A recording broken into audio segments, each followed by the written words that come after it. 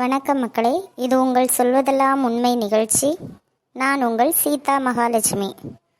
என்னம்மா நாட்டில் என்னென்னலாம் கொடுமை நடக்குதும்மா, அதையும் இப்போ பார்ப்போம். வாங்கம்மா, உட்காருங்க. சொல்லுங்கம்மா, உங்கள் பேர் என்ன? மேடம், என் பேர் தங்காச்சி மேடம். சொல்லுங்கள் தங்காச்சி, உங்களுக்கு இப்போ என்ன பிரச்சனைன்னு நீங்கள் இங்கே வந்திருக்கீங்க? மேடம், எனக்கு ஒரு பிரச்சனையும் இல்லை மேடம். பிறகு என்னத்துக்குமா இங்கே வந்த? அது இல்லை மேடம், என் மருமோ என்னை ரொம்ப கொடுமைப்படுத்துதா மேடம். அதைத்தாம்மா உங்ககிட்ட கேட்குறேன், என்ன பிரச்சனைன்னு சொல்லுமா. என் மருமோ ஒரு வேலை செய்ய மாட்டேங்க மேடம். எல்லா வேலையும் என்னையே செய்ய சொல்லி ரொம்ப கொடுமைப்படுத்துகிறா மேடம். என்ன மக்களே, இப்படி எல்லாமா மருமக இருப்பாங்க? சரிம்மா, அப்படி என்ன கொடுமைப்படுத்துகிறாங்க உங்களை? சொல்லுங்கம்மா, தைரியமாக சொல்லுங்கம்மா. யாருக்கும் நீங்கள் இங்கே பயப்பட வேண்டாம். எனக்கு மட்டும் பழைய சோறை போட்டுட்டு அவள் நல்ல பிரியாணியாக வாங்கி திங்கிறா மேடம். இது என்ன நியாயம் மேடம், நீங்களே சொல்லுங்கள். என்ன பழைய சோறு போடுறாங்களா? இப்படி எல்லாமா மருமக இருப்பாங்க? சரி மக்களே, இப்போ நம்ம தங்காச்சிக்கிட்ட பேசிட்டோம். இப்போ அவங்க மருமகளை வர சொல்லி அவங்க என்ன சொல்கிறாங்கன்னு பார்ப்போம். வாங்கம்மா, நீங்கள் தான் தங்காச்சி மருமகளா? ஆமாம் மேடம். உட்காருங்கம்மா. உங்கள் மாமியார் நீங்கள் அவங்கள கொடுமைப்படுத்துகிறீங்கன்னு இங்கே சொல்வதெல்லாம் உண்மைக்கு வந்திருக்காங்கம்மா. இதை பற்றி நீங்கள் என்ன நினைக்கிறீங்க? நான் நினைச்சது என்னத்த மேடம் இருக்கு, அந்த கிழவிக்கு வீட்டில் வேலை இல்லை, அதனால இங்கே வந்திருக்கா. ஏட்டி, யாருக்கிட்ட வேலை இல்லை? வீட்டில் உள்ள 50 வேலையை நான் தானே செய்வேன். வீட்டில் வேலை செய்வேன்னா பிரவணத்துக்கு இங்கே வந்திருக்கா.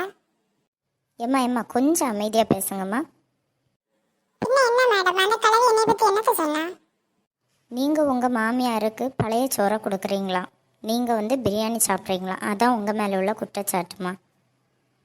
சொல்லுங்கம்மா, இதுக்கு நீங்கள் என்ன சொல்கிறீங்க இப்போ?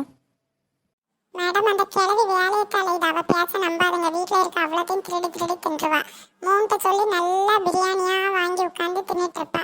எனக்கு தான் அவள் பழைய கஞ்சியை வாரி போடுதா மேடம். மக்களே, இப்போ இவங்க 2 பேர் சொல்கிறதுல யாரை நம்ம நம்புறது? மேடம், இங்கே பாருங்க மேடம். நான் தானே மேடம் உங்களை பார்க்க முதல்ல வந்தேன். முதல்ல நான் சொல்லியதை நீங்கள் கேளுங்க. அவள் சொல்லி நம்படம் பொய் மேடம். ஏம்மா அப்படி இல்லைம்மா, நாங்கள் 2 சைடும் கேட்டு யார் பக்கம் நியாயம் இருக்கோ உங்கள் பக்கமாக வந்தாம்மா நியாயம் சொல்லுவோம். அம்மா, நீ என்னத்தம்மா பேசிகிட்டு இருக்கா? முதல்ல எனக்கிட்ட இல்லை, நீ கேட்கணும். நான் சொல்லியதெல்லாம் கேட்டுக்கிட்டு இப்போ நீ அவளுக பக்கமாக மண்டை ஏட்டுறா. அப்புறம் அப்போ நீ யாருக பக்கம் இருந்து பேசிகிட்டு இருக்கா? சொல்லுமா. பார்த்தீங்களா மேடம், நான் சொல்லியதை நம்பினியாளா? இந்த கலவி இப்படி தான் எல்லாரையும் குறை சொல்லுவா. என்னையும் சொல்லுவா, உங்களையும் சொல்லுவா. இவளுக்கெல்லாம் நியாயம் சொல்லாதுங்க மேடம்.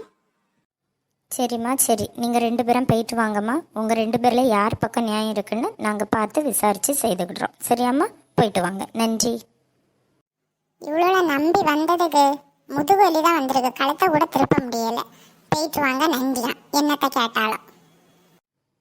2 பக்கமும் பேசுனதில் எனக்கு என்ன தெரியுதுன்னா, மக்களே, மாமியார் மருமகள் சண்டையை எவ்வளோ பேர் வந்தாலுமே தீர்த்து வைக்க முடியாது. அதனால தான் அவங்க 2 பேரையும் நைஸாக பேசி அனுப்பி விட்டுட்டேன். எப்படியோ இவங்ககிட்ட இருந்து நான் தப்பிட்டேன் மக்களே. இனி அடுத்த நிகழ்ச்சியில் சந்திக்கும் வரை உங்களிடமிருந்து விடைபெறுவது சீதா மகாலட்சுமி.